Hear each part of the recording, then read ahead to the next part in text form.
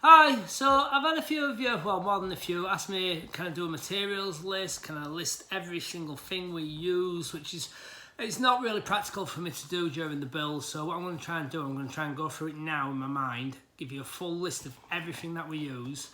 You might want to grab a pen and a paper and I'll list each stage of the build and try and draw it out of my mind from what we're using on each part of the build, right? Okay, so we'll start with the base. So we dig our holes. I showed you how to set out your system. We dig our holes 500-600 deep. You know, anywhere between 18 to 30 odd holes we'll dig. Each hole is approximately 8 inches wide, 500 to 600 deep. In the hole, we insert this. Basically, it's a 24mm zinc plated threaded bar. It's got two locking nuts on there. Well, not locking nuts, just two nuts that lock against each other and have a steel washer. That steel washer goes into the bottom of the concrete. That stops the concrete, the weight of the building driving the rod through the concrete, which it would do unless it had that on. On the top of the rod, we have 3 more nuts. 2 of them nuts are wound down to find our level. They'll be locked off against each other, and then the steel shoe goes on top of there. The last nut is wound down onto the timber. Right, so we'll start with the timber then on the base. We use 4x3, it's pressure treated. We use that around the perimeter and around the centre as well, which will hold the joist and take the bounce out of the floor. We use 4x2, that's also pressure treated. Sometimes it's already pre-treated, other times the timber yard, Poppy! Other times the timber yard will pressure treat it for us. But we use that for the joists. We sit them on joist hangers and we use twist nails to fix the joist hangers. Go get up there now. Sorry. Get up there now. Up. Sit. She's a Vanarama, pain in the ass. So anyway, we use joist hangers and we use twist nails. I think they're 35mm on the twist nails. They fix the joist hangers to the 4x3. They fix the 4x2. Sit the 4x2 in the joist hangers. Fix it to the 4x3 with joist hangers and twist nails. And if we can't put a joist hanger on because we've fallen where our steel shoe falls, we'll notch out the 4x2 and we'll use some 250mm Tech screws. So basically your base, you've got your 24mm rods, you've got your steel shoe, you've got 5 nuts per rod, you've got your 100x100 by 10mm plate washer, you've got your concrete. We use a 3-to-1 mix, 3 parts ballast, 1 part cement. That gives a good strong concrete mix. We've got our 4x3 pressure treated for a perimeter and the middle as well to take the bounce out. 4x2 pressure treated for the joists. We use joist hangers and twist nails. Right, so that is the base framework. You also want to put down some weed barrier underneath it if that, you know, if you're not on a hard standing as such, and that'll prevent any weed growth coming up. So that's that. So then in between the joists, then what we'll do, we'll put some slate lats underneath that, some 25 by 50mm slate lats. They're screwed down at a 45-degree angle through the joist to put them. Hold them tight under the 4x2, which will then, when we put the insulation on, it'll stop the insulation from falling through. We use 100mm foil-backed rigid foam insulation for the base, right? And then we put a breathable roof membrane upside down over the top of that to stop any moisture coming up. The building's actually off the floor, so it's probably over-engineering on my part, and it doesn't actually need it, but I feel it's just a little thing that I put down anyway. So we've got our insulation in between his joists. We've then got his breathable membrane over the top of that. We then put down 22mm Ergo Protect flooring. We use that because it can go out in any kind of weather for up to 6 weeks, the manufacturers reckon. It's 22mm thick, it's super strong, it's tongue grooved, and we glue that with polyurethane 5-minute glue. So that's what we glue that with. And we fix it down with 60mm screws. We don't use nails because the floor will squeak eventually. So we screw it down. We're probably using maybe, I think I worked it out with maybe around 30, 60mm screws per board. So that's your base basically. That's everything in the base, and that's your base complete. Okay, so the walls. We use 4x2 CLS. We use it on the side and the back walls. On the front wall, we use 5x2. I'll tell you why we use 5x2 in a minute. So, back wall, side walls, 4x2 CLS. We fix that with 90mm nails in the nail gun. We use a Pazload nail gun. to nail that all together. Then what we'll do then, we'll screw that down to the floor. We use 100mm Tex screws just to get it in line, get it straight, and then we will nail it down to the floor as well. On the front wall we use 5x2. The reason why we use 5x2 is because we're going to put steel above the doors. The steel is 80mm thick. The 5x2 is bigger than that, so that lets us sit steel on top of the 5x2. It's a good solid timber which will take the weight of the steel.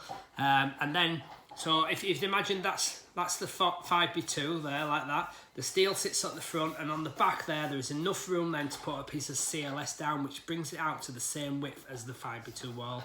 So what we do, we build our 5x2 wall, we fix it with nails, we sit the steel on, we fix the steel to the timber with Tex screws. They're a roofing Tex screw, we get them from Tool Station. I think they're at 85mm we use. And then what we'll do, on the back side of the steel, which is the room inside, we put the CLS and we Tex screw the CLS to the steel. So if you're taking note, you just might want to stop it here and there and just take a note of what I said for each one. Right? So that's the walls. Then we've clad the walls in 11mm OSB. That provides rigidity and a bit of strength to the building, and it stops it from racking and moving. And we fixed the OSB 11mm with 63mm ring cut nails, again using the PAS load. So that's the walls complete. We've put a steel beam above the doors to carry the weight of the roof. The steel beam is 160mm by 80mm by 5mm hollow beam. Most steel stockholders will be able to get it for you. I mean, ours don't actually stock it, but they get it in next day, so it's as good as that. Right, roof. On the roof, we use 5x2. If it's more than a 3 metre spread from front to back, we'll double up the 5x2. Because obviously the 5x2 with roof spans and stuff like that, I know it doesn't quite conform, but if we double it up, then we've actually got a 5x4. We bolt it together as well if we are over 3 metres. Right, so how we fix that down, we'll fix it up with 2 nails on the back plate and on the front plate, and then we'll spike it with 3 nails on each side, because if that wind gets up and you've got a flat roof, it'll rip the roof completely off, so you've got to fix it down. Where it goes over the steel, so if you think we've got the steel and we've got the CLS Tex screwed to the steel on the inside of the building, we use then joist hangers upside down, and what we'll do, we'll fix them to the 5x2s and also fix them to the CLS, and that straps the roof down to the steel, and the steel is strapped to the wall. Covering of the roof, so we use OSB free roofing boards. They're 600 by 2.4, they're a tongue groove board. Again, we glue them with polyurethane glue, 5-minute glue, because as you know, I've got little patience for anything, so 5-minute glue is about as much as I can take. And so the roof now, we're not bothered about that squeaking, because you're not going to be walking on it as such. So we'll fix that down with 63mm ring cut nails. So again, if you think about the fixings that we actually use, we're using 90mm nails, 63mm nails, twist nails, 100mm screws, 250 Tex screws, and what else was there? I mean, that's probably it for fixings. This dog is driving me mad. Right, that's probably it for fixings. Right, insulation. So in the base you've got 100mm. In the wall we put 50mm. We push the 50mm tight up to the OSB boards that are on there. Right, so your wall structure, you've got your 50mm OSB, no you haven't all, you've got your 11mm OSB, you've got your 50mm insulation, then you've got an air cab, then we put a moisture barrier around that, and then we plasterboard it, and then it gets skimmed. We're fixing the plasterboards with 32mm gyprock screws, 38 actually, 38mm gyprock screws. That fixes the plasterboard. Roof, we put 100mm insulation in the roof. I've just done a video now about cold and warm roofs, and hopefully you've had a look at that, and if you haven't, maybe you might want to go back and have a look at that, and I'll explain in detail the warm and the cold roof scenario, and why we have to compromise and use the system we use. It works, it's fine, you know what I mean?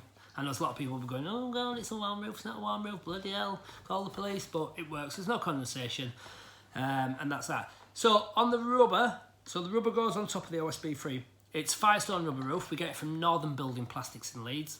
Top company, deliver all around country, and really pleasant company to deal with as well. I highly recommend them. And we fix that down with a water-based adhesive. We use all the trims from there as well. You'll see me do them in the videos. We fix them with polytop pins, 60mm and 40mm. So that's your roof covering done. On the outside, we then wrap the building a breathable membrane. It's a roofing membrane, you know, you can pick it up in any builders merchants. We fix that with staples, and then we'll fix our battens which are going to carry cladding, whichever the customer's cladding has decided. Most people go for cedar cladding. It's on trend now, and you know, I think we'll be using that for a lot of years to come. So if you think about it, we've got our cedar cladding, we've got 2 layers of slate battens, they're 25mm each, so that leaves an air gap there, and then we've got our breathable membrane, and then we've got our OSB 11mm, and then we've got our wall structure then as well. So if you fit in cedar, you need to use stainless steel pins, because otherwise the pins will corrode and they'll stain your cedar. So we always use stainless steel pins. We're using 50mm pins. Currently, we're using an 18 gauge pass load. 18 gauge is a smaller head than the 16 gauge. 16 gauge is quite standard, but the hole it leaves is quite brutal. It's a big hole. So we use the 18 gauge, which is a smaller hole. So that's the fixings for the cedar. Where are we now? Doors and windows. I've got a guy in that fits the doors and windows now.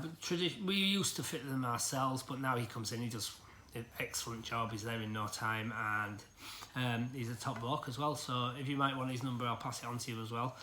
So doors and windows. We always get our doors and windows from Express Bifolds in Leeds. Absolutely brilliant company. The quality of the product is second to none. Absolutely fantastic to deal with. Really quick turnaround, and I've never had a problem yet anyway, so long live Express Bifolds and our relationship with them as well.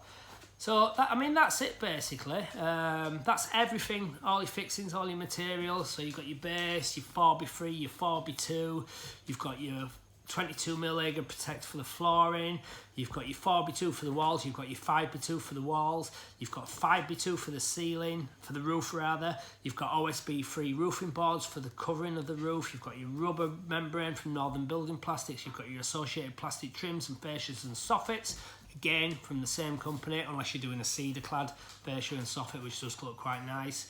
Fire rated downlights, that's what we put in. We always put in, and a lot of you said they're not fire rated. Well, they are fire rated. It says fire rated on the box. They're fire rated. I can't tell you any more than that. They are fire rated.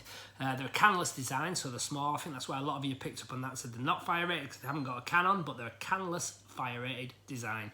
They are fire rated. LED bulbs, we always use them.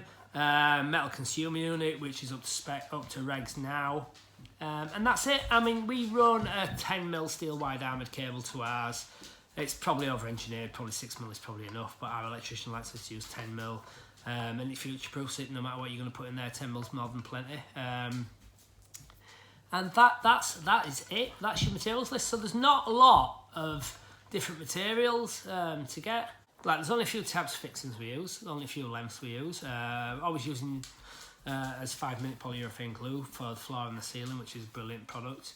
And that's it. So any more questions, just, you know, feel free to ask me.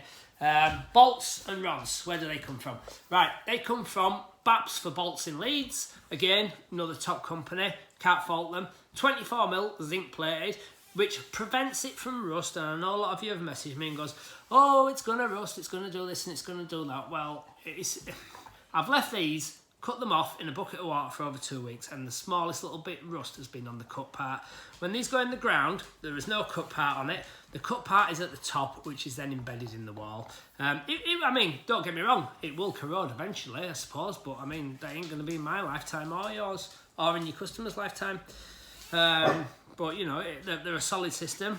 I'm happy with it. I mean, if a ground screw can work, then why the hell can't this work? I put in normally 20 odd of them easily on every job, nearly over a ton of concrete. So you've got like 50 kilos concrete in every hole. It's absolutely solid, can't go nowhere. I would bet my life on it that it will work and it will last for longer than I will anyway. Right, it's been a pleasure actually being on YouTube now. I'm really starting to enjoy it. I'm getting some fantastic comments, getting some horrible ones as well, which I'm just... At first it annoyed me, but I'm kind of shaking it off a little bit now, but do bite sometimes, so we'll have to see how that goes. But like I say, all brilliant comments, great subscribers, thanks for your subscriptions, thanks for your likes, and if you could share it. On another point, I've got one in my garden. You might have seen about my garden pod that I was going to raffle off and just get back my money for what I'd paid in it and raffle it off to one of you guys.